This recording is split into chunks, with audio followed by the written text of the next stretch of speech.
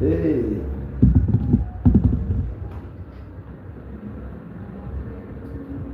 Oh.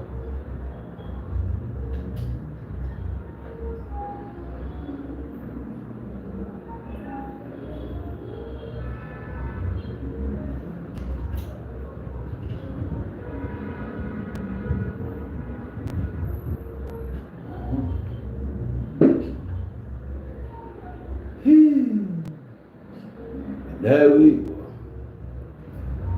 Nkechi Kedije.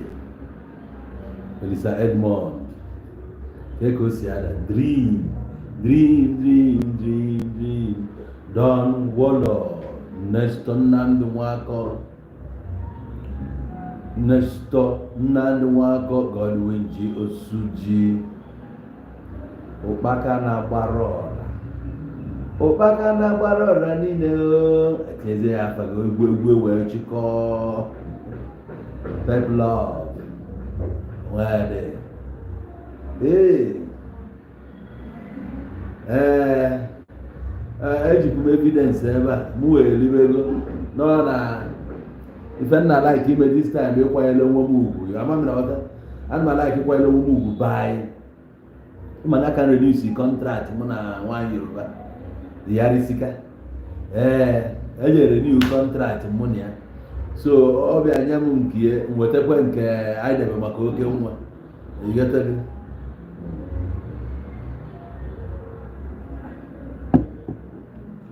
Hi, why in car? Again, never.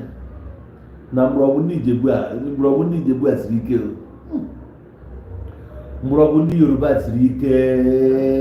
It is the confirm or it's one Monsieur for if the woman Udo Jesus Naluba, Ibu, Amsley, Ken Chabomo, Henry Boutique, Oluchi Oni Wete, Oluchi Fuzen. Why in Yarisika? There were them. There were all way there.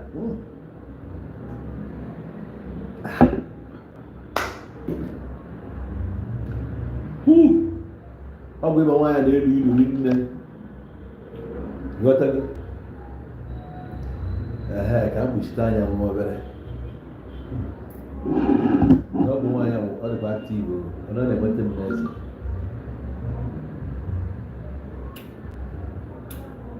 Everybody what the next. And so as he did, as a can know, how the kind of this week. I'm going to have for what's your cabby, no one I for what's your one. As he stand there,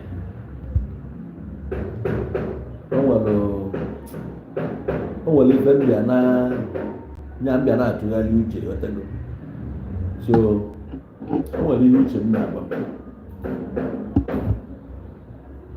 Oh, I reach him now. Even you up over 29. Like a one. I could go over or around.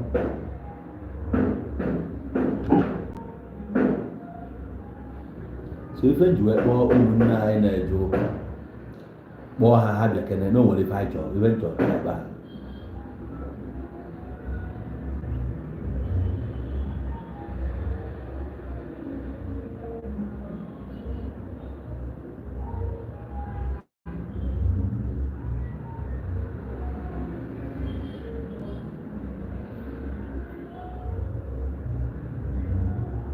Good. Eventually, I Bible. I get a line and if a melon and bugger Israel. The Luquan and if any men are oh, if any as who know even about us now, ignorance. The ignorance have brought excuse to law. Oh, if ever I'm married the ignorant. So, we eventually I never. So, about if I move for the if a while you need the address. Yes, not to live for him. Oh, go on, not saying to live for him. Nay, if you got him, need to live for him, if you got him. If you get sị m na ọ chọrọ ịfụ anya m efugola anya m na ya na-akụ ka mmagoro ya na-akụ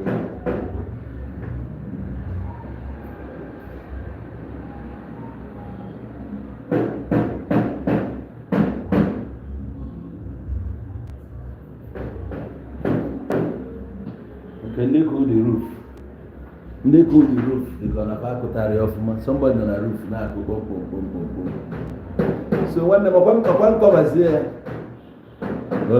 okay ọ confirm ogodi anya so now nwanne gị ntị onye ọbụla ife a niile mere ụbọchị a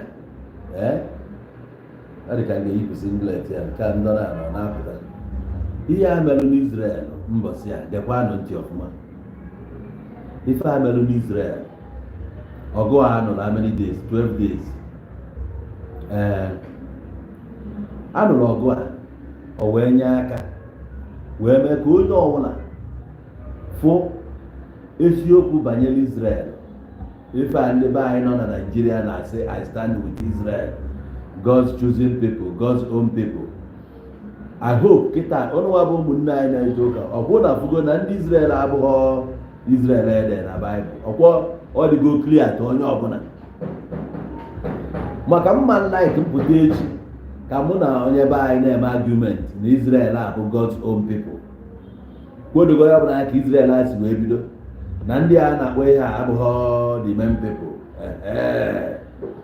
na ọ bụrụ na ndị anụnwa bịara ebe a o wee bụrụ na this territory ana niile abụ Palestine because they want anything like Israel ebe niile abụ Palestine ọ ha nabatara ndị a as refugee ha wee bịa n'ọlụ dị a ihe a nọzi wee na-eme ijegide ruo n'Israel taa akpọrọgụ ji ebe a sị na nke a bụ riba nke a na ebe a bụ onye ediri nke a na ebe a nke ediri Jizọs ebe a bụ ebe nke a mere odogo ya dị ihe niile abụ stori ọ bụ odogo ya dị ihe niile abụ stori ajụjụ ị ga-ajụ onwe gị ogo kemgbe e create all these things ebe ị na-anụsị afọ a na-akpọ kịta kedu oge e create ya ọ dịbago during the time of Palestine nọ ebe ahụ ka ndị Israel bịaziri claim ya kpọzie ya afa ha ọ bụ ụmụnne anyị ndị jebere River Jordan ma ndị jebere na ebe na tumbu Jizọs tumbu na nke a na ndị otie ọ bụrụ na Palestine nwee that place before ka m na-ajụ ọ gị jiri nye Jizọs ebe a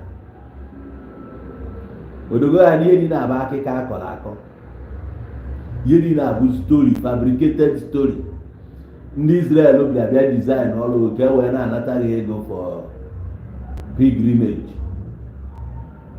nke nwa jere ebe ahụ n'egodo obodo ahụ ijere pilgrimage iji ịchọ iru Jehova ifugo akụkọ si obodo ahụ ifugo ka obodo ahụ dị ebe ahụ iji ịchọ iru Jehova odogo ahụ na iji ije bụ waste of time ihe ọbụla ị wetara ebe anyị bịa na-elesi ndị be anyị bụ rubbish any ideology ọbụla ị bịa na-elesi ndị be anyị over that piece of place ndị a dị kịta esi na God's holy land odogo anyị na ihe dị na-abụ akụkọ ka ị na-akọ iji ọsụ na-akọ akụkọ na ife ahụ abụrụ eziokwu ọ mara mma na ife a mere ka anyị fụ ife nọọ ife mere ede ji bee nwee ikuku kue afụ ike ọkụkụ no event no history no story nke eme na anyị anụgo ọ baa n'onye ọbụla ntị na ihe a bụ ndị ọcha create Israel 1948 nọ ndị otu ba ndị befa na onye a na-achị Israel taa na ife ọ sị gị na-afịa abụrụ afịa na afịa abụrụ Netanyahu na ọ bụrụ onye Israel ihe niile abụ Europeans na ihe a plantịrị ha otu a ka esi aplantị ha everywhere ọ dị mma anyị establish go that one good ọzọ dị ka ịbịa nsị ka njụọ ụmụnne anyị na-eje ụka ka ha nyere anyị aka wee kọwaa na-akpọrọ gị ọkpụkpọ oku kedu ka isi ya ama na-akpọrọ gị ọkpụkpọ oku oke kedu ka isi ya ama nọọ Jehova na-akpọ gị ọkpụkpọ oku a kedu ihe eji ama na onye kpọrọ oku a bụ God of Israel, because anyị tolite na-anụ God of Abraham, God of Isaac, God of Jacob. And as long as Christianity is concerned, ihe nwere bụ God of Israel. Wee sị ka njụ ụmụnne anyị na-eju, biko God of Israel a ka o si akpọ oku, ọkpọ oku a ka esi ama n'ọnya akpọrọ. How to detect n'ọnya nwa. Ka anyị na-achịga back to the Bible, mgbe ọ bụ na ụlọ anyị eme without. O nwere onye akpọrọ Eli, nwee nke akpọ Samuel. Onye mụta Samuel bụ Elikana mụta Samuel. O wee bụ na mamụ ya asị na mamụ ya amụta nwa. Ọ nọgidego n'aka Elikana na ọ mụtara nwa. Elikana nụọ nwaanyị ọzọ. Nwaanyị a na-ebe afọ ofu bụ Penina, nke ọzọ bụ ọnwa Sara ka ọ ga-amazi mba eze afa nke ọzọ.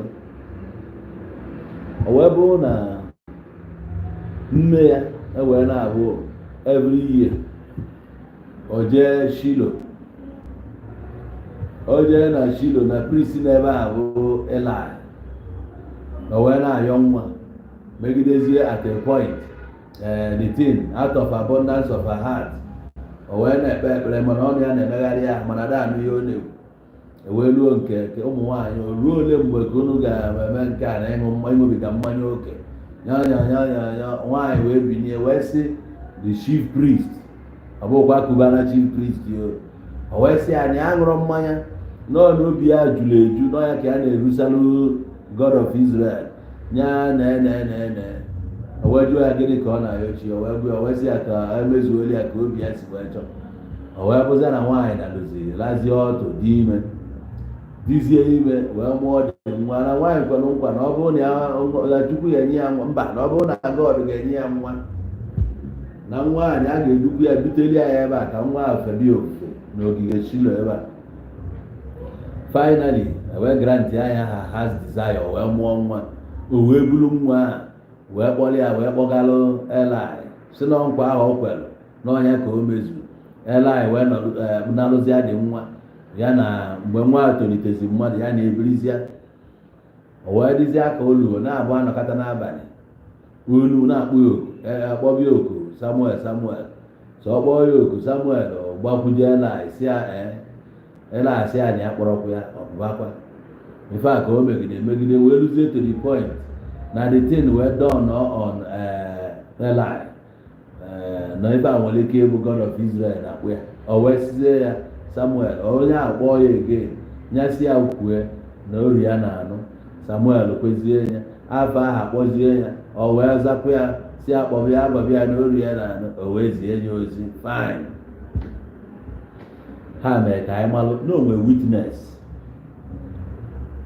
and o wee guide ya through gwara ya na ụmụnne anyị anọ na East ebe a ma Nigeria ebe a na-akpọ ọkpụkpọ oku. Ka evidence ha ga-enye anyị na-akpọrọ ọkpụkpọ oku. Kedu evidence? So biko ọ bụrụ na ị nọ ebe a na-ebu nwanne anyị, ọ bụrụ na ebu nwanne anyị na decide ya na ị nọ na Facebook na ịchọrọ ịmapụta n'iru akwụkwọ, ị nwere ike request ya ka anyị na-aga ịlụ. Ka ọ bụrụ na TikTok a na-echọrọ ịpụta n'iru akwụkwọ, request ya na ị ga-apụta ka anyị na-aga ịlụ nwanne m. Ọ dị mkpa, ọ dị ezigbo mkpa. Don't neglect it because ọ na-abụ ihe karịzịa anyị ajụgo onwe anyị ajụjụ what is happening.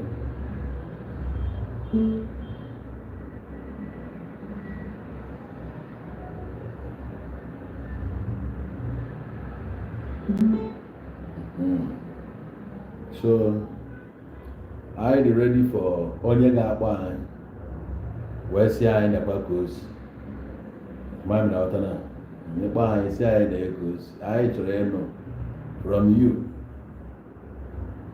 very important. No etu a ka ọ bụrụ akpọ ha anaghị na ka o si ekwu na ọ kpọọ gị na voice ị ga-anụ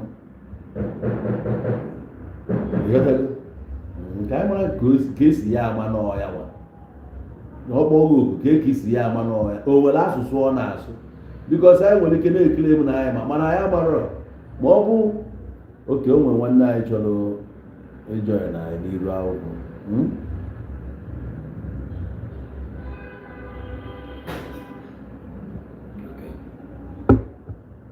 nwanne anyị Victor Nwoke agbanwe dịka izu agbagharị anya nke mbụ n'ala Igbo niile nwanne m enwere ike gbapụta bịa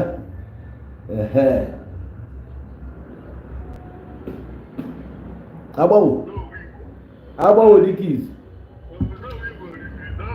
nwanne m ekene eme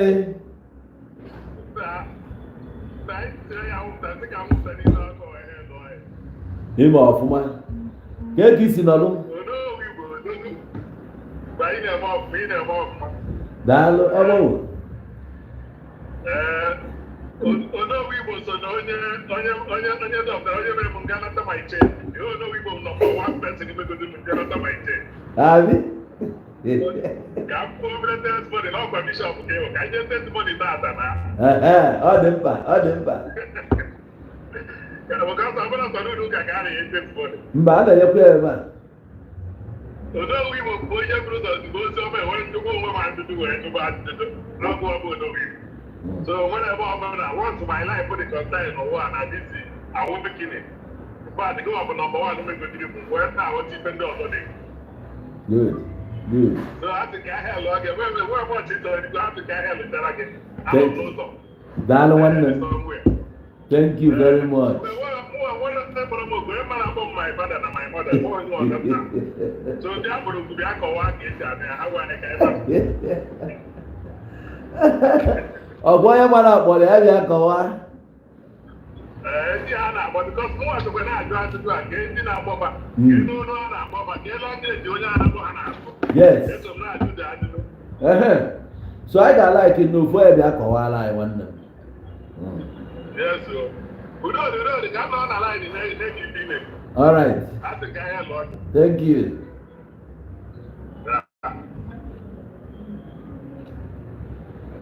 all right okay ụmụnna nọ na anụ gị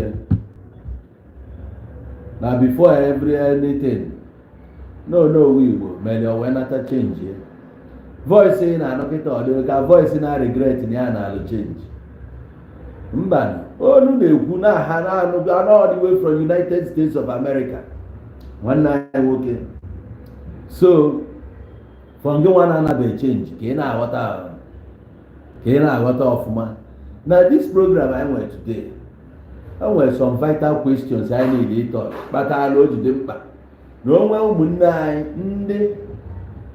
ụmụnne anyị ndị na-afụkarị ọfụ ma ọ kwado ihe dị anya ọ ga-amasị ma ọ bụrụ na ụmụnne anyị a ga-enwe ike pụta kewanye anyị ntụziaka na o nwere ike anyị na-eme mistake maka o nwegasị ajụ dị mkpa anyị ga-ajụ very important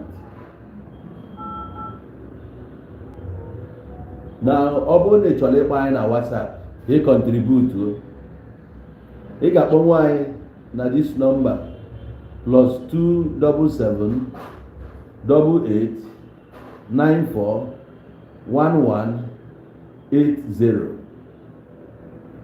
ịkpọ anyị na this number ka anyị na gị kwuo maka o nwere ike ịmala ike ịmapụta n'iru akwụkwọ ịmala ike afọ iru gị anya nwere ike ịbụ a shy person ọ na ị na-arụ ọrụ you can't pay attention much while looking on the screen so ị nwere ike ịkpọ anyị na this number +277 88 94 1180 South African line anyị ị nwere ike ịkpọ m ebe ahụ +277 88 94 1180 ịkpọkwara na anyị kịta anyị agọrọ n'elu ka anyị na-aga ịlụa very important so now ọ bụrụ na o nwere kpọrọ gị ọkpụkpọ oku kedu evidence na ọkpọ gị anyị chọrọ ịma evidence na ọkpọ gị o nwere onye na ụbọchị akpọ gị o nwere omume ị na-emebu before mgbe akpọbeghị gị imesizi mgbe akpọzighị gị ichenjizie and omume ahụ ị na-eme dịwara gị iche na ndị a na-akpọrọ ọkpụkpọ oku ka anyị wee ghọta the difference between onye akpọrọ ọkpụkpọ oku ọza na onye a na-akpọrọ maọkwa na onye akpọrọ na-azarọ. So biko ụmụnne anyị ka ọ rapụ ịbụ na anyị kwụsị bịa were aka anyị decide ya which ada adịsị mma. Anyị na ụlọ bụ ofu.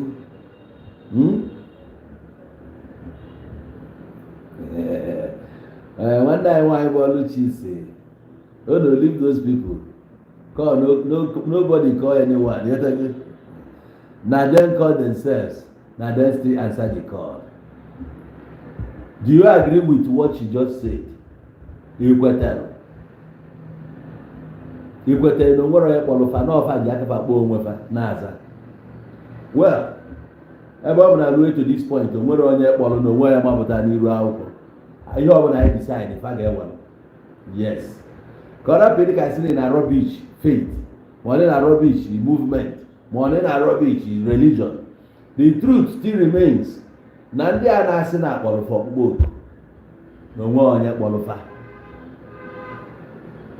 Maka ajụ ma ajụ kedu ka isi gaa ama na-akpọ ọkpụkpọ. Mmadụ na-anọkọta na-anụ voice n'isie. Ị na-anụ voice, and voice ị na-anụ doesn't mean na mmadụ na-akpọ gị. O nwere ife a na-akpọ ya bụ ibido na-anụgasị voices. A na-akpọ ya MPD, MPD, multiple personality disorder. Okay, o nwere na-akpọ ya. Ngwa ka anyị zaa n'onye nke. Hello? Hello? Okay, I'll drop it. You want to get what again? What she has,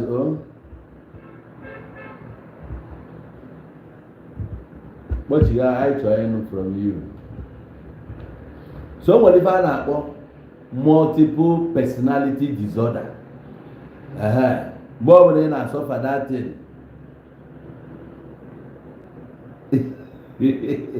What I had, but I know about fair news and Alhambra Stadium.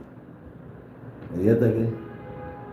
So the number here above plus 277 88 94 11 80.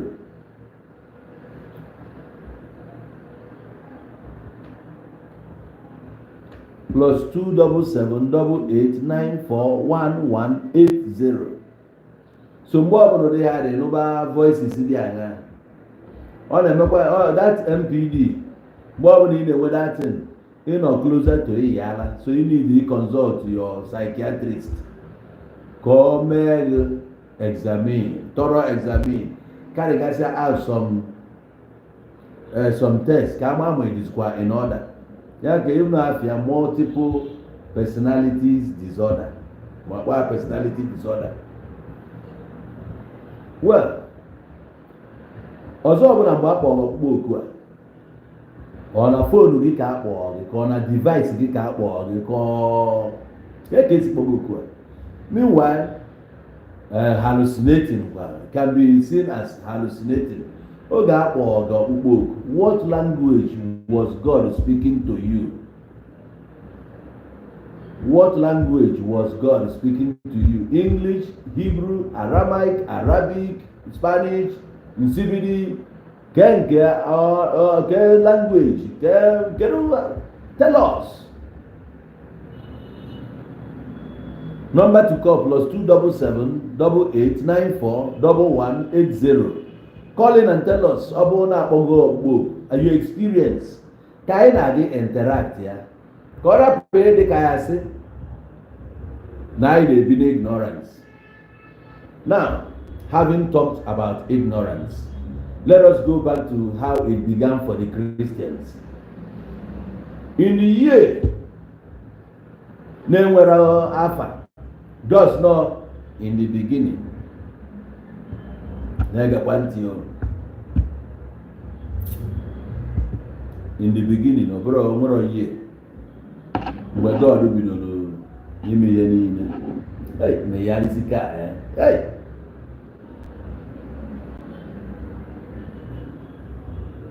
nwaanyị Yoruba, yi na-esi ọgwụ aka na-esi mgbọrọgwụ biko nwanne m ọ bụrụ na ị na-ege m ntị kịta ife ihe emelụ m nwa obere ihe nchọ ka imeelụ m just na ọ bụ onye erighị ego just type ọrụ m happy birthday wish elu na oke nwa Igbo niile happy birthday taa ọ na-eme birthday ya just wish elu m ya happy birthday imechego wish elu m ya onye nwebe obi aṅụrị anyị soro ya nwebe obi aṅụrị nke a bụ omenala Igbo ka ụmụnne anyị na-ebe ndị na-eme omenala wish elu na oke nwa Igbo nke Igbo gist wish elu na ya happy birthday la ka nnọta mgbe m na-alata bụ nlatọsị nlalụ nke a nlalụ nke a ma mmiri o ma nkwụ o ma ngwọ o ma na-alagide to the point na enwere ike ịza lakasị ara. So now ebe anyị chọrọ ịga n'ebe anya bụ that word ignorance.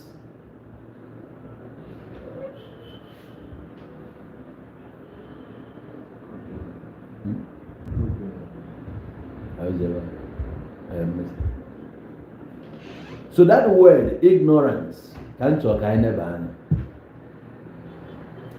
Thank you.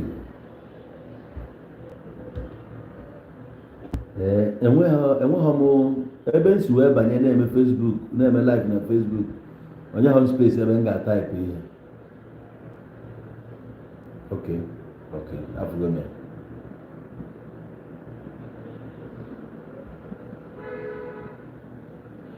Can see again plus 2. Amami na atakwi na understand. Now, ịma na gị na ndị ụmụnne anyị na-eje ụka kwuo fasị gị na ọ bụ n'ife a ga-emepe anya gị ka ịghọta. Which means need ignorant. Ebe ignoramus. Ọ ife onye a na-akọwalụ na ọ bụrụ na ị maara so o nwere ife ya nwa ma gị nwa na-amarọ ọ the point ọ na-achọ ime ekiri na ịnọrịa na ịma na efe ị na-eme bụ na the carnal man ọ kasị ekwu ya asị na ịbụ a carnal person. Okay, enwere carnal nwee incarnal abi good. Now according to them na amaka bụ ihe niile dị n'ụwa bụ nzuzu nke Chineke ọkwa ya. Okay, now na ịmarọ ekwesị ka a na-ene gị anya somehow na ịmarọ ha kwesịrị na-afụta gị na-ebu a novice ma ọ gbara aspa na ịmarọ na-eso n'ihe a na-eme. Oge God kere ụwa because I thought that na ụwa ọ kere bụ o create this religion ma this whole story mgbe e create their own world na-eme exist in a book. Etu amadu create his own world ọ na-eme exist na phone a na-akpọ Facebook because Facebook bụ a universe of its own. O create go its own world. Nyanwa bụ Mark Zuckerberg bụ ya bụ the God of Facebook. Nyanwa ọ na-enye anyị iwu etu anyị ga-esi na conduct onwe anyị. O nwere the power ịnatu ndụgụ bụ nya anaghị akaụntụ maka anaghị akaụntụ na Facebook ịdị ọzọ active n'ezi alive dia akaụntụ gị anago ị na-agagharịzi bụzi a living dead. So wọọdụ nke onye a create bụ nke o create ebe ka m na-akọba onwe m akwa ihe ọ bụrụ na ihe a bụ n'enye m akọba m onwe m ajọsụ yiri simple ebe a bụ. So my face, oh, why do you always cover my face? I cover my face. Oh, style nke m na onye ọbụla nwere style eji mara nke a style m oji ya bụ na onwe ebe na my face na my face ebe a ma ọ bụ na-echefu alagbaja na-ekpuchikwa ihu nke ma mụ abụrụ nlagbaja just dey cover am maka ọkụ. Enwe ọkụ dị m n'iru ebe a enwe ọkụ na-abụ fluorescent na-acha m n'iru.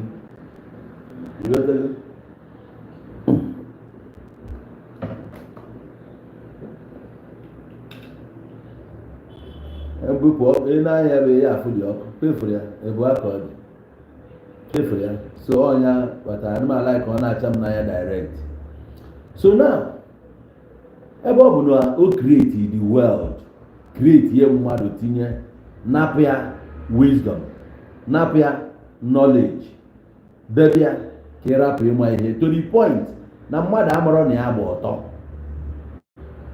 onye kwe instruction not to eat from a certain tree na irie from a certain tree na ị ga-anwụ which was all lies mana that tree bụ tree of knowledge mkpụrụ amamihe bụ na irie ya mara ife ọ chọọ ka irie ya tụọ asị n'elu ya mana mmadụ si God cannot lie ọ tụọla asị for the day you shall eat of this tree ye shall die which was lies from ihe anyị gụtakwalụ dia after ka ericha the thing onye ahụ nwụrụ ma ọ bụrụ na ọ bụrụ physical death ma ọkwanụ death nke anyị ma believe na ọ kwesịrị inwe special language nke ya ga-egosi na ọ bụrụ ọnwụ nke etu esi nwee God ọ na-ejisi ike differentiate na capital G bụ nke Bible ma small g bụ nke anyị nwere na be anyị so ekwesịkwa ịbịa na nke a differentiate ka anyị mara ife dị iche agbaghị na ghọta na ọ bụrụ na ịta mkpụrụ osisi a na ị ga-anwụ mana ndị atasi mkpụrụ osisi ahụ nwoke ahụ na onwe ya biri 930 something years before nwụọ even though anyị amarọ kalenda fa na-use those days wee na-determine ma 1 year ọ bụ 365 days ma bịara ghọta ya ma kalenda maka anyị mana nke a na-use bụ Gregorian calendar mgbe ebido use bịa so and iji wee ghọtagasị some certain things ede ebe ahụ oge Bible na-agwa anyị about Jesus ko na-afụ asị Jesus bịa brag ya Jesus brag na ya ga-atọgbọ ndụ ya and in 3 days ya ga-efolokwe dị ndụ again ajụọ ya gịnị ka ọ na-akọwa ife a ka okwu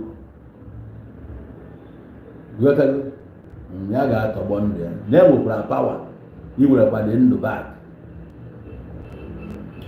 o jekwa Jerusalem sikwatue ụlọ nsọ a na 3 days na ya ga-arụ ya ebe mgbe o kwuru okwu a menụ atụrụ ụtụ aka kụọ onye amụrụ ma onye ọnọzikwa na ọ ya na-ekokwa ego ọ bụrụ mmiri ka ọ na-agba ka ọ gịnị ajụ onye aka ya nwa awalie now ya ga-anọ 3 days wee bilie finally egburu on Saturday akpọgide ọnwụghọ mbọsị Friday abụrụ Sabat ka m mepee gị anya small he didn't die on Friday ọ nwụrụ on Saturday agba m chọpụta na ọ nwụrụ on Saturday maka na ọnya ka eji gbaba mbọ mụ na site na Friday ka ọ nwụrụ ka anyị kweta na a na-akwadobe ịba Sabat amanụ ma ọ bụ Friday ka eji akwadobe ịba Sabat ọ na-agba ọkụ ọfọ ọ kwesịrị ịbụ Saturday bụ Sabat maka anyị wezi ya na Friday according to their own tradition ọ nwụrụ on Friday binye na early pai Saturday ya Friday a ọ nwụrụ n'ehihie enyie ya mee chap ka ọ baa na before ha ebido observe Sabat ma Passover ma mara Sabat ha which na be anyị ma ihe anyị fubite bụ na ọ na-agba ọkụ ọfọ ụbọchị Friday na ndị Sabat abịa esizi nri ha na-suspend activities ha niile ọkwa ya on Friday so ka anyị wee ya na on Friday ka ọ nwụrụ eruo n'anyasị Saturday nya ruo chi efonu bụ Saturday eruo n'abalị onye na-ebinye asị na obinye onye nwa biniri inu akụkọ akọziri etu esi wee fụgasị ya n'ebe ọ nọzi 3 days ebe Jona nọ 3 days and 3 nights onye nke a nọzụa 3 days and 3 nights asị bara ebe ahụ mana ịmago na yeri na-aba akụkọ akọrọ ka anyị wee ya na anyị ncha niile I bụ novice. I the ignorant of the thing. The only people nwere power ma ọkwa ndị right ịma the through this thing bụ ụmụnne anyị bụ ndị bụ born again ma ọkwa ndị bụ Christian. Ndị a ka anyị na-asị biko ọ bụrụ na unu n'ebe a pik enu kọl wenu fonu kpọọ anyị ka unu kọwara anyị ọfụma na anyị dị eager to know.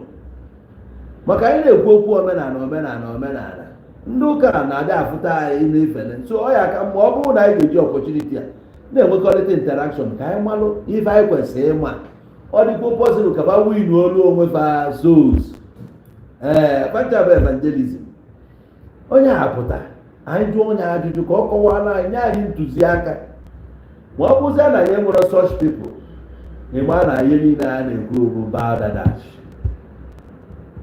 ama na aghọtana okwu enwere isi na okwu enwere isi onye ka a na-agọrị o nwere onye enwe o nwere onye na-akpọ na call plus 27788941180 o nwere onye na-akpọ anyị na phone o nwere abi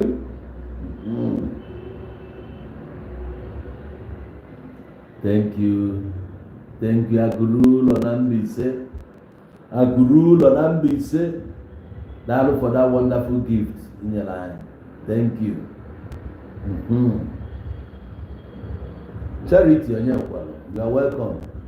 O doro m anya na some people akpọgo m antichrist, some people akpọgo m all sorts of names simply because na m oje nalụ onye ndụ m Jizọs na nnatara ya ndụ m si ya jide nke ka njide nke m and o nwere ife ebe anyị na-ekwu a na-asị ne afro m anything dị wrong na gị nwapụtalụ ka inwe ike direct ya in some certain things.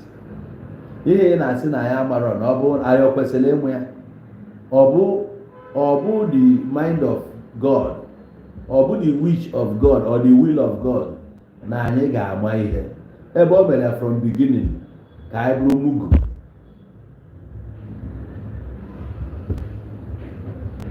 Ọ bụrụ na ọ chọrọ ka anyị mara ihe kedu ihe kpatara alụ na mgbe mmadụ licha from the tree of knowledge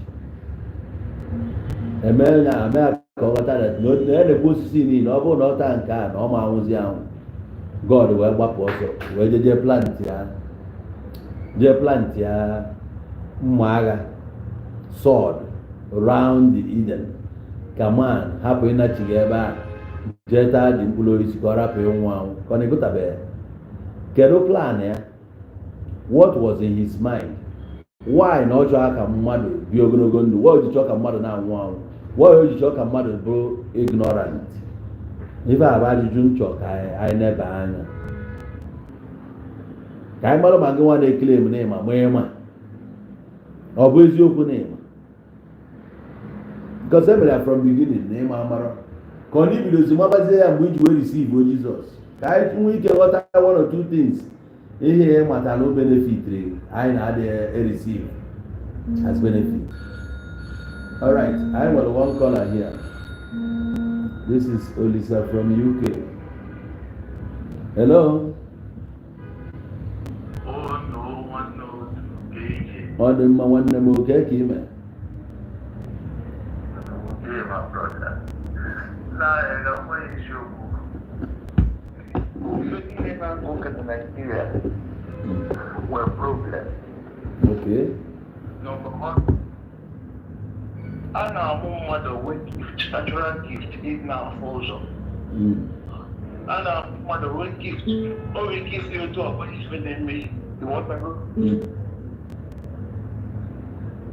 But the body never changes because you know, I found a pastor or prophet. If you know what you get, you want that? Yes. You're what you get. Criminals. You know, criminal. You know, if I'm natural gift, want to say what you. I don't say anybody change here. You don't know when they know what such gift. You know, to be able to predict, to be able to see the future. I'm going to say it's like you go boy. You want to know? So, most of them are criminals. Check all the criminals in Nigeria. All of them are billionaires.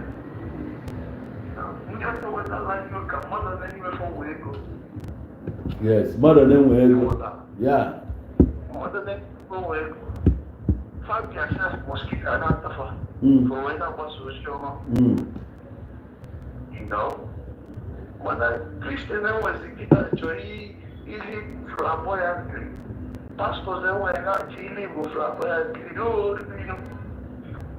they are criminals. Highest church in the world, Nigeria. Highest pastor, Nigeria. These are just pure criminality.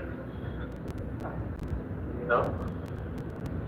One of them, seeking the criminal, the body naturally way, but that may explain the moment of the grace of God. Thank you. Thank you, one darling. I appreciate. I make a point. Ndị nwa butere ụka the first time ebe a, mmadụ onye n'ime fa ji ego. Their mission wasn't etu a ndị be anyị si wee na-eme ya kịta. So that's to show you that na ndị be anyị adịghị eme ha for the love of the religion or for love of if they preach. They are doing this thing for love of money. They are doing it to enrich themselves because of our opportunity. So most of them are opportunists and hypocrites at the same time. Now, ndị a niile claim na akpọrọ na fa na the God. In their lifestyle, most of them, 95% of them, na to us. Most of the things find a whoever able to suit themselves, or one the movement or the religion or one their church. If ever na follow others you know that this message are related or they are correlated to one mmadụ si na ọ bụrụ na ede appetite na ịmadị nata successful n'ụwa na Chukwu ama ya nka o mesịa ya apology na ya abụ eziokwu many things tinyechara ndị mmadụ fajusie ndị mmadụ n'isi which during the course of time ndị mmadụ esigo na mmadụ pụọ dị very useless, right? Chosen, for example, useless is so many people in Lagos that now many people be afutabandia na how enwezi sense because of their character and their appearance, their mode of speech. Hana form of an heavenly candidate far iche from you. And they can only assist you. That is when they see you, they na worship with them, the same God, or they na worship with their pastor like them by they can't almost not cover that Diana Karu. No, no, when only Yakwa, Pulia Niru, the actual shop na plaza. Of 1 year also, ne Irakwa, okay, you Aquia. Regardless, monyo ga kwumu ya ụbọchị ogere ni owu onye abụ hypocrisy. Gịnị bụ akwa? Gịnị bụ this thing? Onye anyị ka iwe ma na gịnị ya bụ member in gịnị. So abịa ha na-ekele na ha nwere sense mana ha ama udo ga na ndị onwe anything ndị ama nothing.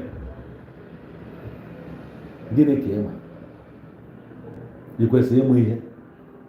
God okere ka ịmara ihe. Anyị nwa bụ ndị na-abụrụ Christians bụ ndị ma ihe because na anyị chọrọ ịma.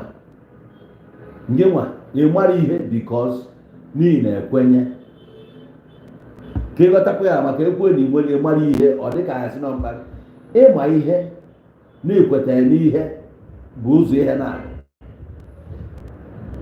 Ịma ife bụ na ede sure you know it. Akpọta ego tụọ gị kwuo na ya ka ọ dị ka mana ndị nwa bụ believe. Yes, believe.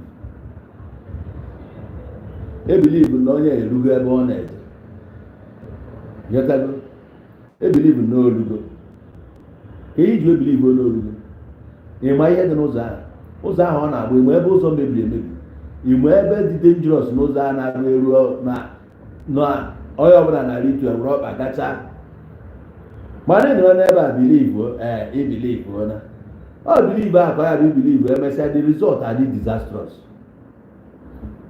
Nee pastọ Abuja nke a isie dị ka isi ihe na-enwere ntutu ebe a nwee ntutu ebe a mgbanwe na-agba egwu na-enwe ihe na ụdị ndị a bụ ndị unu na-ebilive na ha bụ men of God. entrọst nwa gị n'aka ya na nwa dị 14 years ka a na-akọ akụkọ n'isi ya asị onye akpọrọ ọkpụkpọ oku asị onye nụgoro that voice gịnị mere ifugo ife bilive ji jọgbuo onwe ya n'ikwesịghị ịma na nwoke a adịghị real mgbasi izi mfụrụ nwoke a was a write off nekere ka ọ dị na mode of dressing ya ịjụ onwe gị ajụjụ to worship this your God iwu ọ bụla ị ga-eyi suit ndị ọcha ahụ na-ego na-eyi suit eme ya jijiri ya bụ ka ọ hapụ ịbụ na ha nọ na winter wear dị somehow headdress ya na 3 piece ya na-eyikwe nke eyi n'ime ụfọdụ ga-eyi wọma na oyi dị wee yie jaket n'elu ya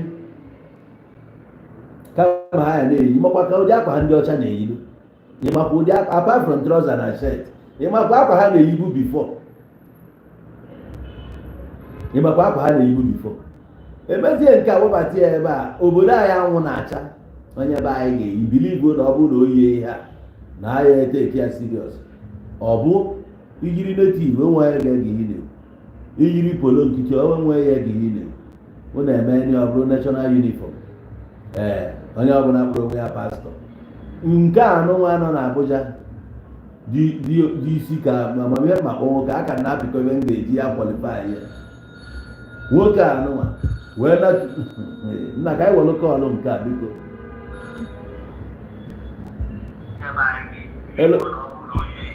Hello nwanne m. Hello nwanne m ka ị mee? No. Okay, Alechi. Nice to have you here. So I'm trying to contribute to the program. Good. Let's have it. Yeah, so according to the topic here, my brother, I was the 1 year for this space. Even the only thing we do from even Nigeria, the more job opportunities. Yes. Unemployment rate. Not the high. So when you get it, when you're my own people start business and I have nothing, just in the money boring. The more you not anybody. If they're UK here, if they're pastors, and are wrong, they are very busy with what they are doing. The more you basically on here down at church. Another thing, women are anything better in Nigeria than caste. So this religion of a thing are caste down in Nigeria. So when you're black here and family they can hold to. From their character alone, from their way of life, from the way that comes out from their mouth. If a man is more here for all these people, because their character is too bad. If a man is more here for all to start with, nobody called them. Often they more here for all. Before now, they were a church, they have been the pastor, confirm and everything, where they started from. Start from there. This of hope, I believe, is to evangelize, to bring men to God, to spread the word of God. Yes. You can do it without opening your own church. You can do it there. A church is being of before. You can spread the word of God there, preach to people, win souls for Christ. But in as much as you want to open your own church, all business get your email there. They won't hear Boroha. Nobody calls them. They won't hear Boroha. Even UK, the men of God are very, very busy. If you don't work, you can't pay your bills because nothing comes out from the church. Everyone has that from church here. The church in Nigeria once, even the pastor of the church said, he has nothing to write home about. They wear anything nowhere on his name. It's just like every other person. But now Nigeria, they want that money, they want that power, they want that influence, they want people to worship them. When you look at all these things, you will know that no, when you go, God is not calling anybody. If God wants to call anybody, or can or anybody from Nigeria or Africa, it will not be there. Because how can God people from the people that introduce religion to us over there? Yes. How can God happen the UK, happen the America? Every day he keep calling Africans, calling Nigeria. Look at Nigeria that God is calling.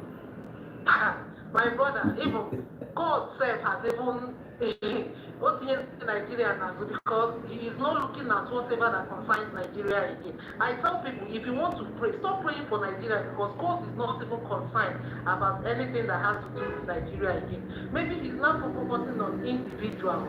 So pray for yourself if you feel like you want to pray. Don't pray for Nigeria because among the other day when men comment, they say maybe all table Jesus is the order from table. Nigeria.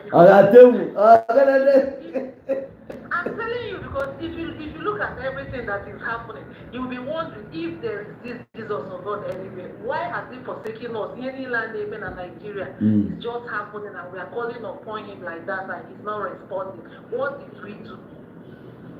That is the question I keep asking myself. Is it that there is God somewhere that answers prayer? And all these things they mean in Nigeria, every day you hear that they have many people here. All those people, the other ones, now God asks him that, what do you want? Anything you say, anything you ask from me, I'll give to you. The only thing he could ask from God is to make his members to sleep. Imagine. Does it make sense? Imagine. He be or something. Just to sleep. That he saw God, and God asked him, my son, whatever you ask from me now, I will do it. And what he could ask from God was to make his members to sleep, and he practicalized it. And professors, doctors, lawyers in the church were clapping for him. I was like, what is happening to us? What is happening? With everything making in Nigeria, the only thing you could ask God was to make a member of your church to sleep. Does it make sense? So when you look at what is coming out from my brother, if nobody called anybody, God is not calling anybody. If actually God called you, remain wherever you were when he called you. Yes. Don't open your own church. Independent church, stay wherever you were when he called you. Just evangelize and publicize God, not to open a church. Once you make a church, nobody called it a business entirely. All business, yeah, all business. Thank Because of you. unemployment, that is the only thing. Thank you very much. Dalo, thank you very much. Dalo. So now that we're going Obu Nebo nwa Chineke and the new na God. In fact, you are a child of God and you believe so much in God. You are willing to go the way of God. Then God called you. While answering this call, why do you have to answer the call with expectations? Does it mean you cannot answer the call while you remain in that church where you are? Nah, I want to he returns again to give us his. Abawo the keys. Hello? Hello? Abawo. Hello? Abawo the guy that no go to go. Okay, I got drop go. Hello? Okay, one minute. All right.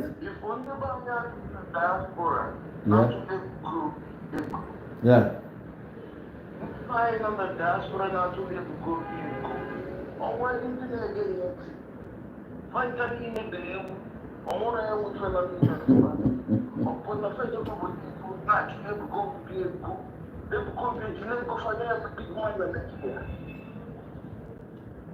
Can you imagine that rubbish? That contribute to that small boy, they could drink of another big man. That brag. No one chains of lawyers. The man of that friend and that man, they go. You know, just put them to him.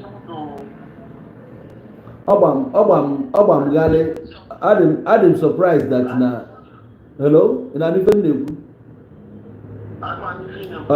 ọ dị m surprised na onye nọ Nigeria na-emebe travel na-asọkwu somebody megokwa travel jee abroad na-asọkwu bai nenesi ebe anyị etubo anyị si wee dị mmadụ na the only way out of poverty we change everything about ndị Igbo, especially ịga from analog to digital, especially now you know, in a tech world. Ị na-eche na ndị a ga-ewepụta ego to facilitate ma ọkwa to equip these children ka e wee change the future of ndị Igbo. Ha welu that money turn ya ka e were ya na-alụ ụlọ ụka. Esi na ndị a maala ife. I'm so surprised. Now, my brother, you know that time I was in America to 1 billion, I think how many? Yeah, 1 billion plus. You know, how many lives that money you change? And we're not doing a criminal, see our pastor go or Oh, but that it's just a criminal. Ego one ka a ga-eji wee zụọ ife dịka 4 or 10 acres of land, 10 acres,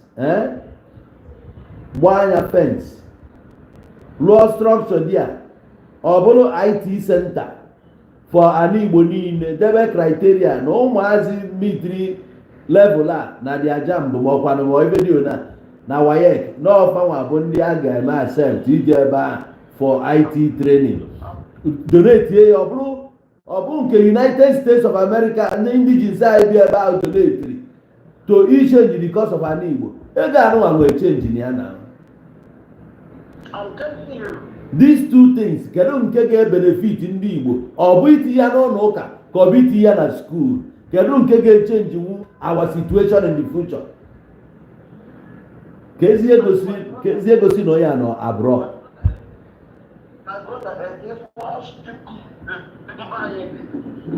If one stupid is divine, India there when they get many all these pastors. At the end of the day, if the pastor, their children are follow pastor, from their children, their wives are follow pastor. They continue. Those houses, those hotels, everything on their name. And also they bring let's pray for church. Let's pray for God. Let's pray for God. Which God? These guys are criminals. You know, in the Bible, people are picking up when you now support this evil act. Now support these criminals. What is very, very touching, my brother. Now somebody know they go now finance and criminal. They not educated the youth, small boy. Not in Nigeria, they build more share. No, it's very bad. And most of them, since you have made that donation, how many lives can touch you positively? Can even that money solve goal? Apart from the structure, or will that way I get you well poor from the boardroom, the federal government of Nigeria I never faith believe God this. Is it about one person? My brother, listening to that Hypocrisy preaching. I've listened so many times. You know, it's not really talking about God. Onya is interested in issue Barcelona to now. Hey! Ọsị a wepụ ọnụ n'ịsa afele. Ọ laikiri ịsa afele. Onye dị criminal, but the damn one you are here, or start on the church. You know. When the person know what you can be concerned, you know, you will get enough by your life. And all the women are going to go, they won't give that. Mana ndị a nụnwa bụ ndị a si na akpọrọ for okpoko. Mana faith destroy so many marriages and families. Yeah, man. 100%.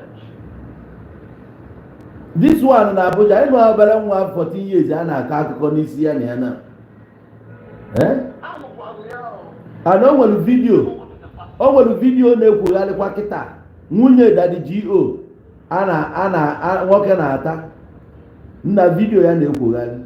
Kwa ebe a na-ata nwaanyị, atakwa ya onye ahụ sụchara ya. Akpakwa ya aka na clitoris ya. Hey, nna ekiricha video nke na-eko. My brother, when I was doing one of the motivation that I was alone one car. And then when I was going to the hotel, I put Jack in the over to my room. The girl over to my room, she was seeing the pastor invite there. The pastor room really opposite my own. The pastor invited and the pastor over to my room. I wanted to go in and confront the pastor. My woman still calmed down. Hey.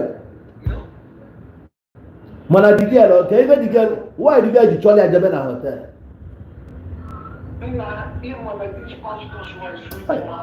It's your cool. I got sang the song, singing the Spirit of God lead there to you. Yeah? Yes, not special prayer. You know, nobody disturbance is going, nobody then disturbing at church, so hotel will be a better place. Even the more than 10 years, so we want to have good stories now. Monsieur, imagine nwoke na abroad, nwunye ya nọrọ na Nigeria, nwunye ya na-eje ụka, ya bụ na nwunye ya malụ mma. Imagine ihe nwaanyị a na pastor ya ga na-eje. I'm telling you. Hey, ọkụfe ndị wee sị ụmụnne anyị, especially ndị aja abroad. Nwanne ekwesịna ka nwunye gị jee ụka kama ịbatakwuo na akaba.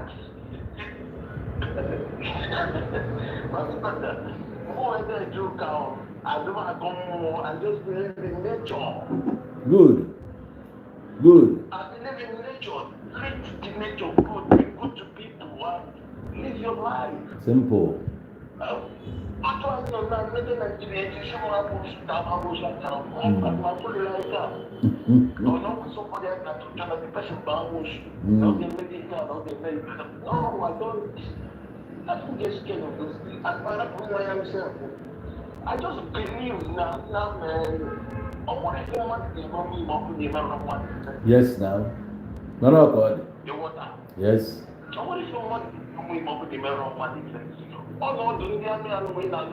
You can't get that track record. These people, they're all going to be offended. Yes. You want? I can't go, Jack. You get Jenna.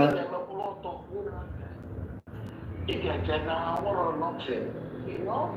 I know When you you go to otherwise, you got 4 young, actually 4 top. A young man just because no one is going to put on. You know what you belong to? That I'm believing one. That word to be very strong. Yes, so. Yes. You know what it is spiritual. We walk, you know, the church with the point, you know what's there to walk. But he's in there. So, one God would just be good to people and respect the earth. You know, everything. And everything, just to respect it and live your life. Dalo, thank you very much. Thank you so much, one. Oh, that year, 1998, I could remember Nayaba, Lagos, where I was training.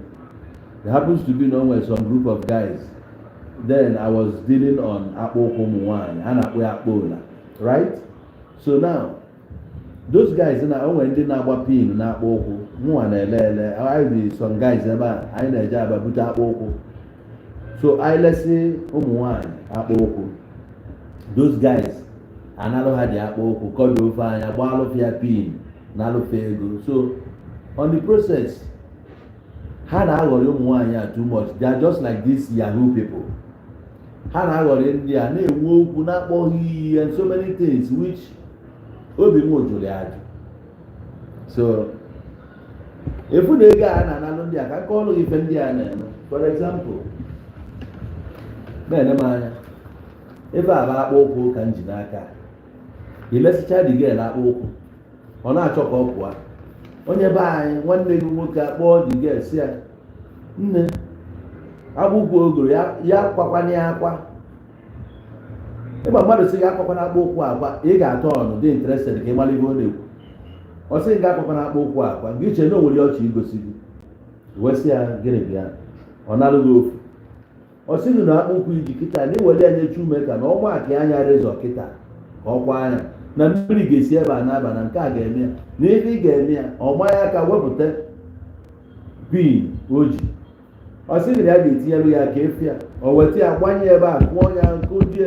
ọdọ dị akpa ụkwụ aka sị na ọfụgị ya n'ọhịa abụ the best ị ga-eyuzu na itikwara anya ya yibezi akpa ụkwụ wee jụọ ya ego ole o nwere ike ọ sị gị na 1000 omeaka na asị gị na 1000 ị na-eche na 1000 mgbe akpa ụkwụ a niile ọ ya emekwara gị aka na asị gị 1000 i wee sị ya na anụ 800 ịghọtago ọ sị gị na nke o mere onye akịta na 15 ọkpọ ofu onye ọ na-akpọ kịta akwụkwọ arụba nsokwu ya eme ya o nwere ike ọkpọ ya ọsị ya Gideon n'ịba nwanne anyị nwaanyị a ga-ehep ya ehep ọsị ya hepụọ ya na 12 ọsị ya mba na onye a na ya gwara ya 1000 ọ na-ekwu 800 ọsị ya hepụọ ya n'obi bụ na 800 ọ na-alụzi ego ofu ụkwụ nke eni tụere onye nke eni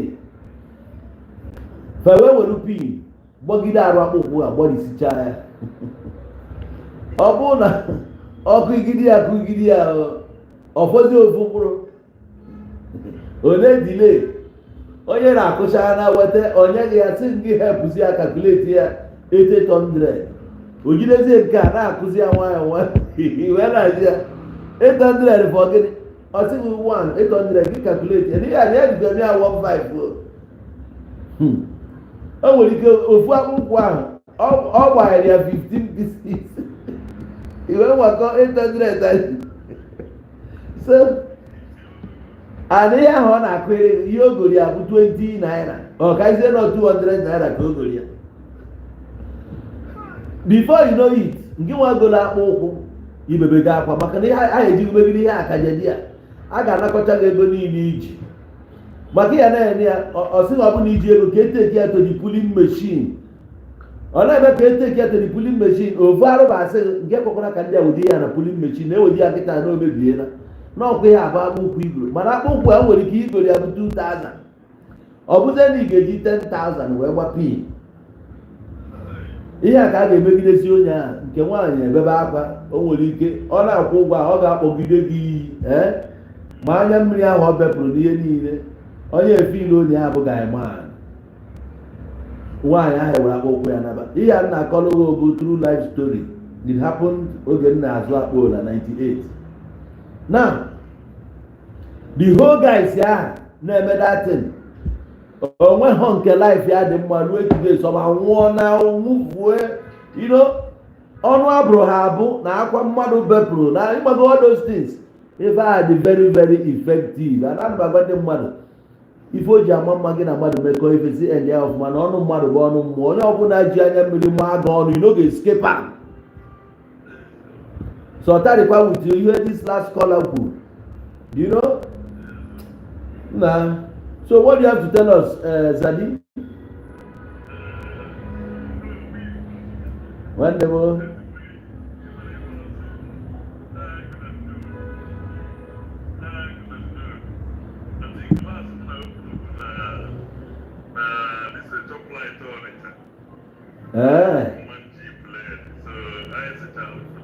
Okay.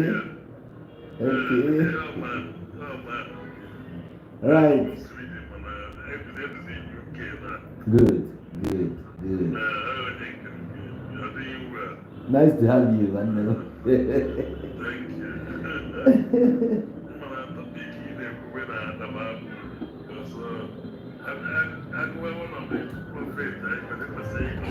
Abi?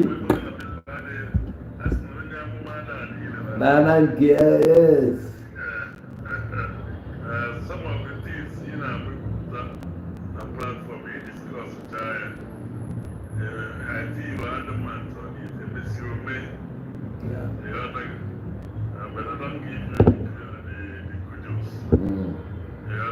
Yeah. I believe I was selling the religion. This the people guy. I'm not bugging. Like, being a so I'm not even know. Yeah, the super from the Christian family. Yeah. So, okay, in Nigeria, you know, even email I am a community to say. And when the kids were getting on computer channel, and we can't have a better in our next world. Crochet together, I think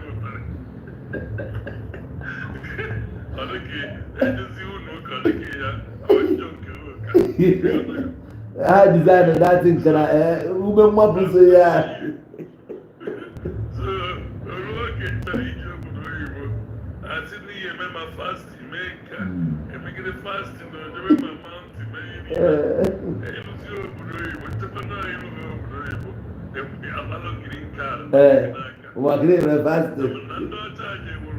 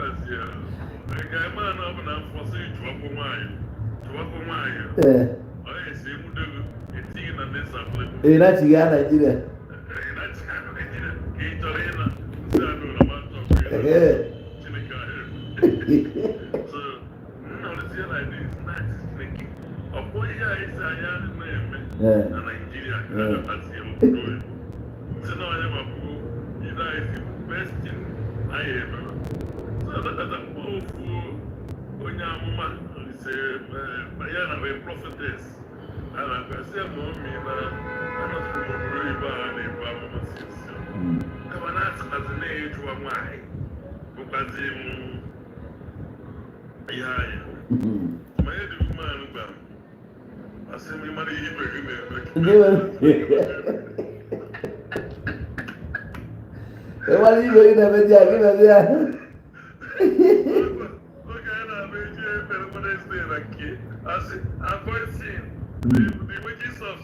Is that? Yeah.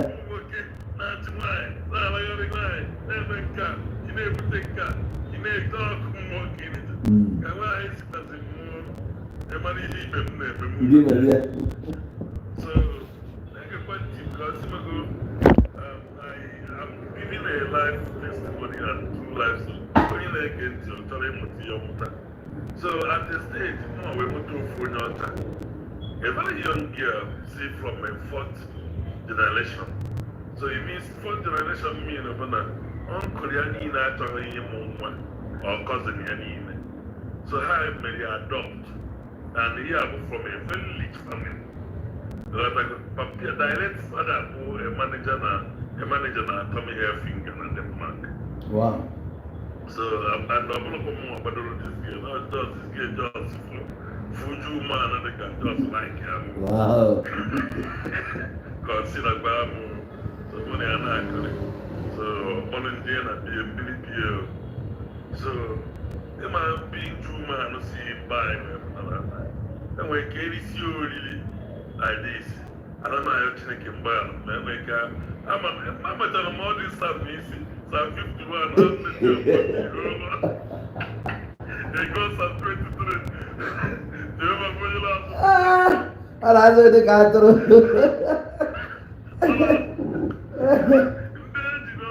When they have the highest job, so in there, I'm on this topic.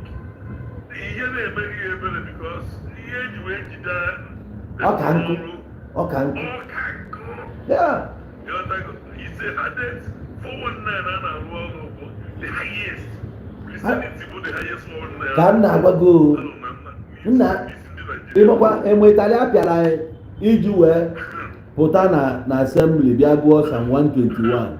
Please. Ha! So you can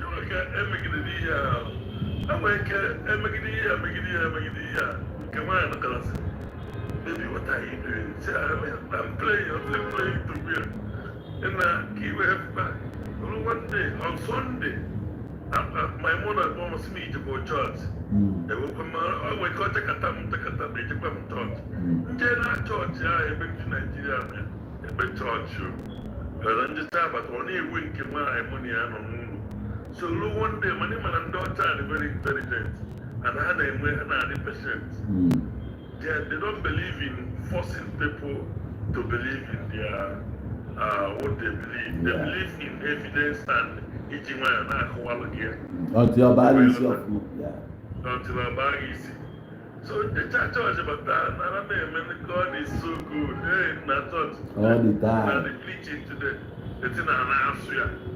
So one day, this girl was saying, but so you the Jesus. No, I I'm telling Jesus, I'm like this. We are going to no go kiss him. I'm not know that, but kiss him way poor.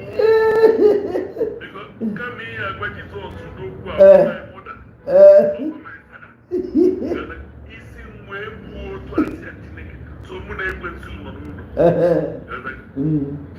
how that was stupid.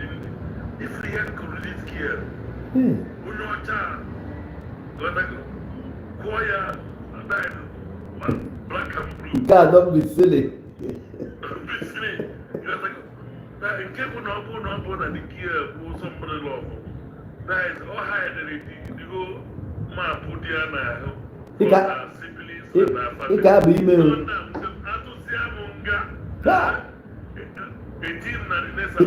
We're not talking about. Give me a good Jesus, no? You were for poor by noon, black and blue, but not take him and set out from there. Not Yabella, one guy is now. So the guy did John, but I said, not guy, but I said, guy, what is happening?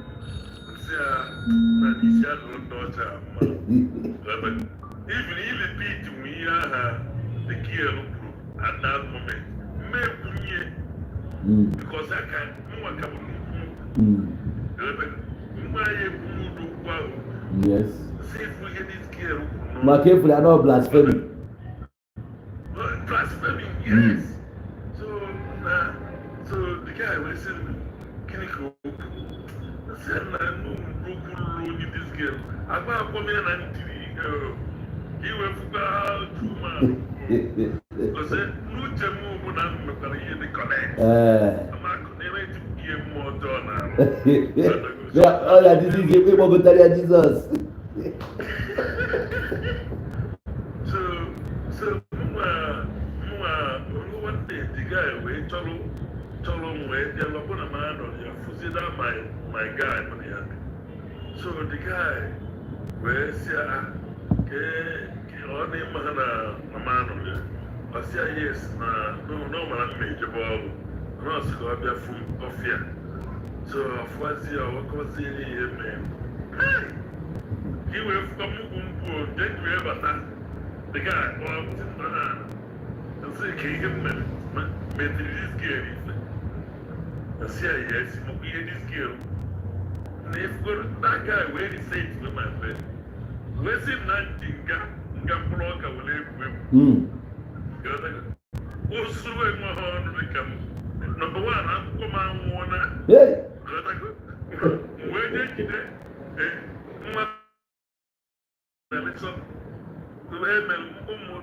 Adoption. Wait here, think Macatitos. Sydney said, like more. He said, what's it, Mokunem? Of this nature in Nigeria. None of the bio. yes, that God, I'm what I Mohammed. I don't know, hey, now the guy really said that. Now, well, at a possible age, trying to get here. The way bar was born, or film was born. They had myself and the son. Yeah. Awesome. I'm a kind of no son. When I'm after him, but to not it was fair or it destroy what I believe in. So, for this game, when my baby is up and waited, we follow Jerusalem. Even at Jerusalem, I know that social media, yes. Sin City. Sin City, yeah. Jerusalem will ever city. Then they just pre-criminate and they are going to answer. And I'm going to use as uno. It was Christianity war can say. Scam. Scam. And I'm going to use as uno. When meeting is in Jerusalem, na city in Jerusalem. La Casara. Jerusalem, here I come.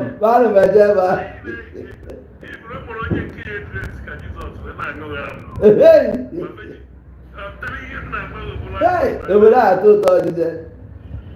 Hey! Somebody not Jerusalem, call Israel. Hey! If you had a media, so look at the way meet you one man and I'm going to that for one and thought. Where are you from? I said, that's Nigeria. I said, European came to our country, stole our brother, sell it to the world, and call him God. That is, Jesus is not God. But because European came to their country, stole their brother and sell it to the world. You know God. Yes. Judaism. They are Jews. They worship. They are how did we are Torah? Sabbath now. Sabbath. So they don't believe in Christianity. Yes. So never can know where I am with the pay. You know, Israel and California. Because one who fans to back. Okay. Yeah.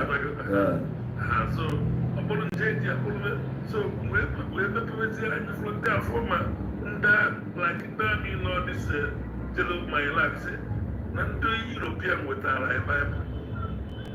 I know never need to place the Lord. At here, can you cause the sources? Yes. Yeah. We had a name, I don't know, community, I plant you for support that person. You have to go, when you have a committee, all atrocity. You have to go, project their own religion, everything concerning them. Their own religion. Then they will look at and doesn't need. So, I don't want to pay. You have to go, my goodness, I said, Nigerian, I want that. You not come, no one broke. You're somebody card there.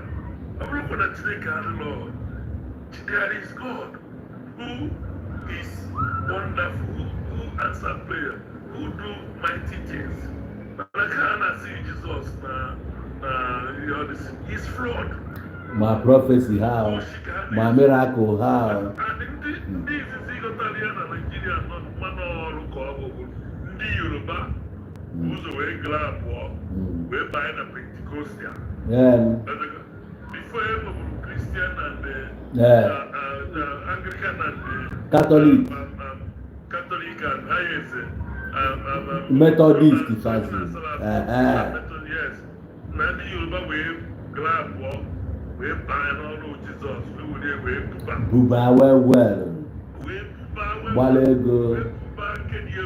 So every people was in the land. Bolo casting. Yeah.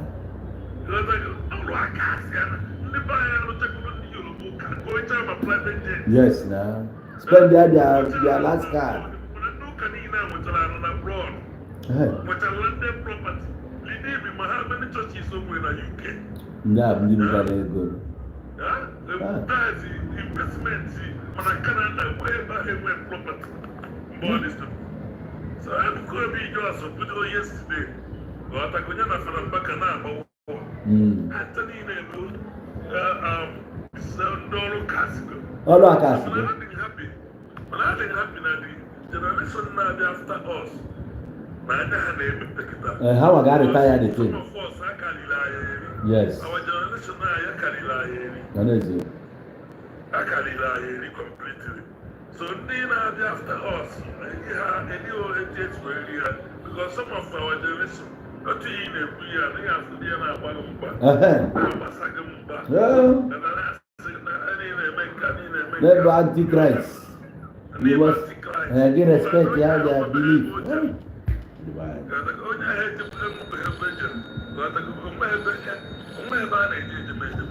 have traveled as only yes. That was also the Christian, the Muslim too. The Muslim, nearly the highest soul of Christian. The highest soul really Christian. And I am the Christian in the world than the world. Yes, now. That I don't know, I want to have the opportunity in the area my status, made the number of Muslim and my profile. Yeah. Because of profile is about to any Muslim and acquire a preacher. When I'm a Christian, when no one nearly. And how much even in Nigeria now? Ebe go ha ebe debre ha na Nigeria na. Okwa mere Muslim ticket o wori ha na. Ndị a na-egbu na Plateau all Christians. Ndị a na-egbu na Southern Kaduna Christian. Benue. Ha bụ ụmụ atụrụ nụ. Kedu ịmakwana anụmanụ niile? Ewu nwegoduru mpi. Mana atụrụ enwe mpi, onwe ya o ji azụ onwe ya. Ọ ya bụ Christian sị na ha bụ nwa atụrụ. Onwe ya ji azụ onwe ha. Asị kpekpe ekpere.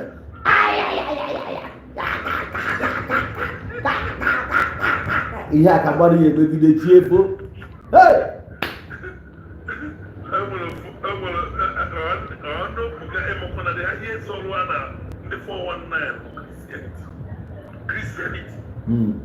The pastor in Nigeria, they just like he has until now they would get to the Christian. Oh, help us, amen. Oh, help us, amen. Okay, can you give them? I mean, TV just pass your about TV just just to some of those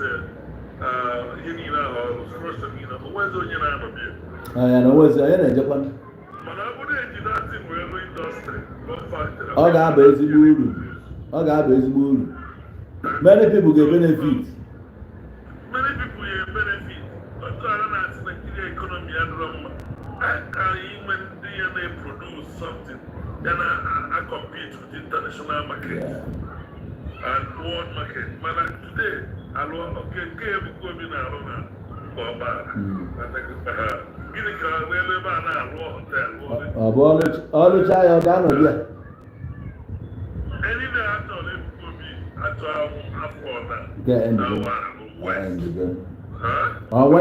nwanne ya na-agba egwu ka onye gbazuru ahịa. Mana onye a na-akpọdo that guy na-akpọ onwe ya injinia, onye adịghị nke onye nwere sense. Gbaa na onye ya na-achị ọchị na-achị.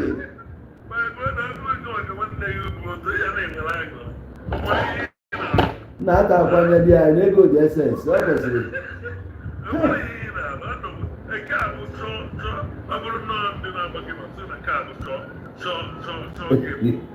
Short game, yes.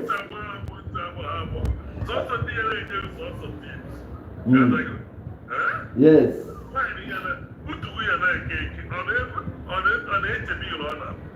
Oh, we are nature. You are one of our area.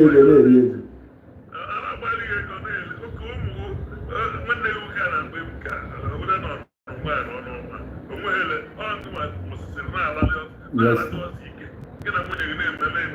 Hi. Yeah. Let's go to jackpot. When you walk and say, you always say, I of my. And then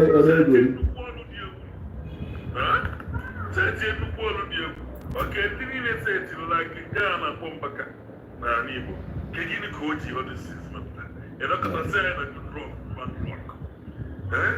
Okay, the Nigeria, let's see, we are about to today. Go to Nigeria.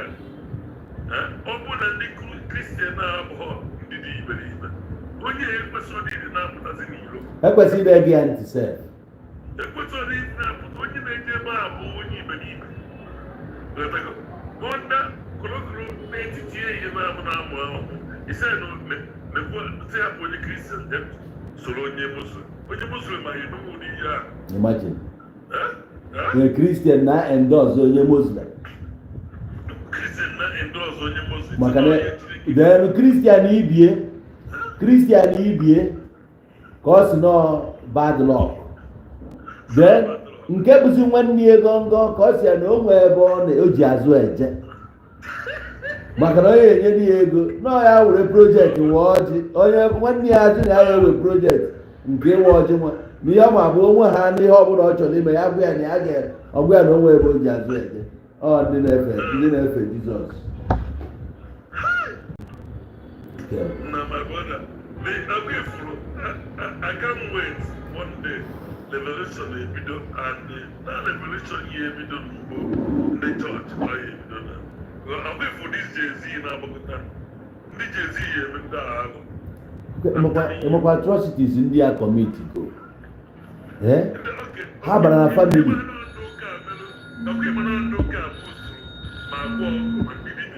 Yeah.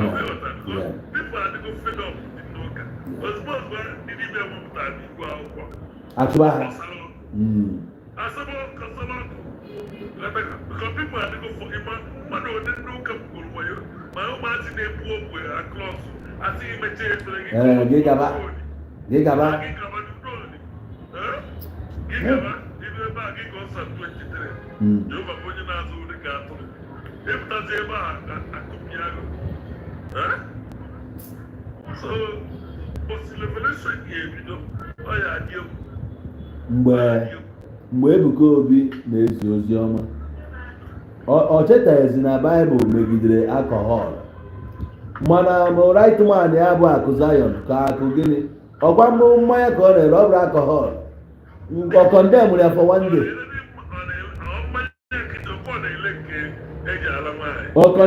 Ebuka condemn ya you know condemn am na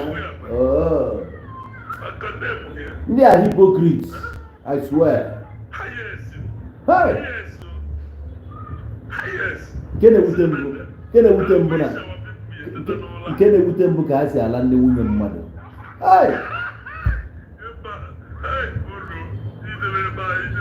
Nwaanyị nwoke ibe gị sọfara ụgbado were gị aje n'ọnya debe ya n'ụlọ ije na-agbasi ọkpa si n'ebe pastọ.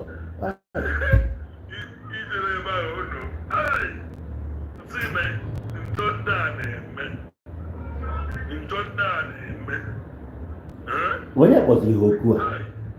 Who they call them?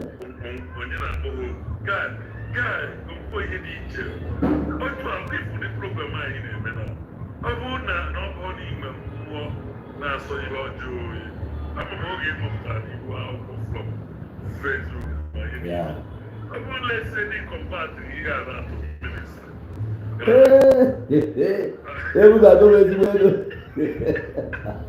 I don't know what I see. You dare go play Buba, eh? Yeah. And my we use it and use it and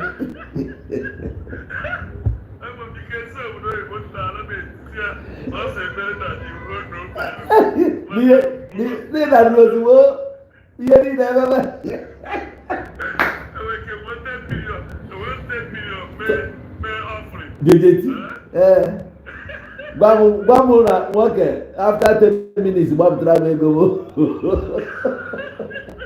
Oh, well.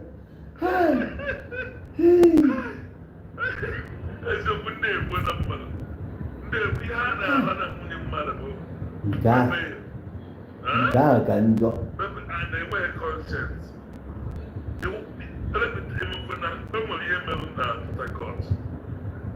My God, Emmanuel, as an child, so yeah, like half again. Yeah. So the guy told him, "No, I told him no, mobile warriors, or tall legitimate. And the more legitimate, the gear will go to something in my name, it's him at the easy. Yes.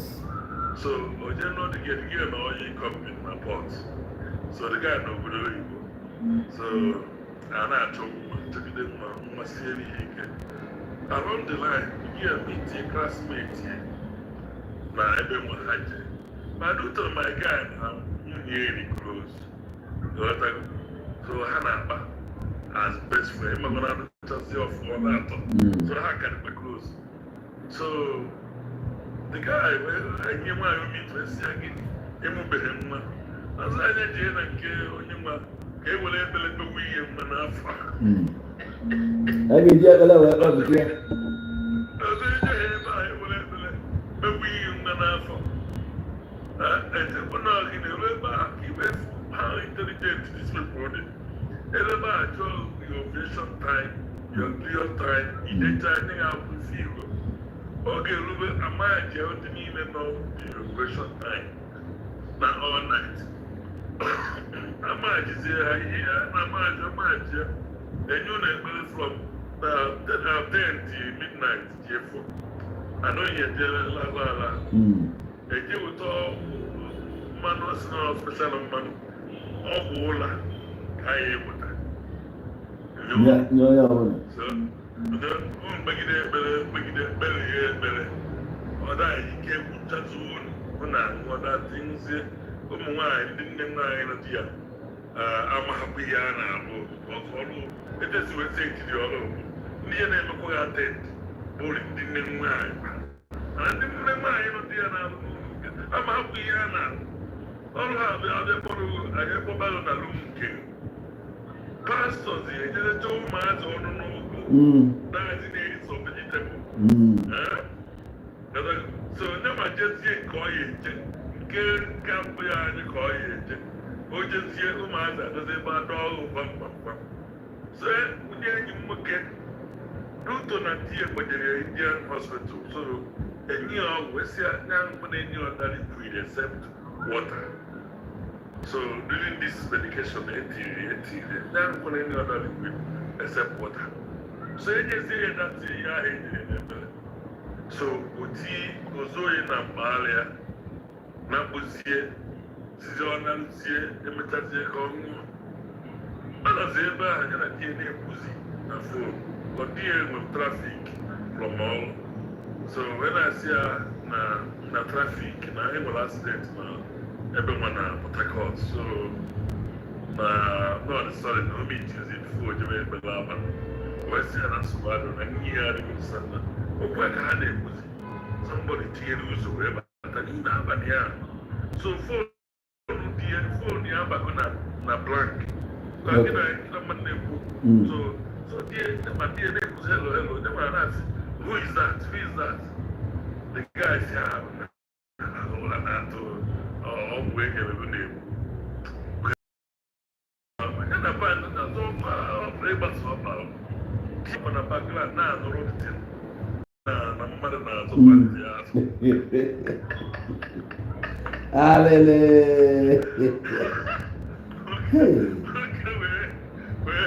we're talking about Canadian, or when you're that's the word. The word is the idea. I want Maracale. Mother hates my hate. I don't know where I get to Tamula. I don't have them. Right. He went to the pastor had a higher commission. Police are all over body to a certain one. About him, I was here in Kazam now because something is wrong. I'm a DPO, the police commissioner. Boy, I say because now, say here, Charlie 4 million. That case way. Settle the case. That impunity, rascality, and I got you up to today. Right. I'm telling you. How they go to police? Any one budget idea, but I'm taking one now. And the goal to the man will very Thanksgiving. And he will have this weekend this road. So he made business now. Only a good he won't go down. He called daddy business. Some business here, flesh here, or this college,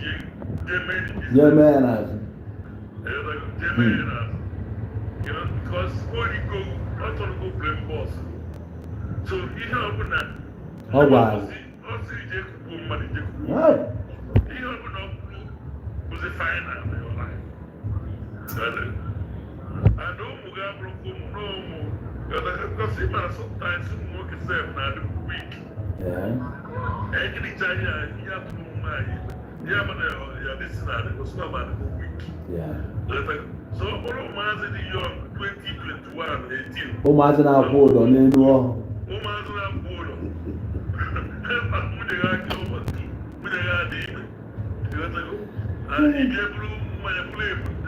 that one mama. Me and your the same person. Hey. Yeah, it's the all seat of my. Yeah, now back Yahoo. Okay, but not we didn't have get now we see the all. Aye. That's it, the all. And then, it's going to keep on that. No, for the NPC. The Koalia Kotaria. I think we'll keep attacking with a fellow Chineke. No, get go and walk. You walk do already. Open the yellow better. Okay. Anyway, oh well, you go there, buddy. I'm going to call you in as soon as you walk up. Careful about I do say. I will really it. Hi. Thank you. Thank you very much. Yes, next they go off one. I don't know. Hey, nice to have you here, man. Nice to have you.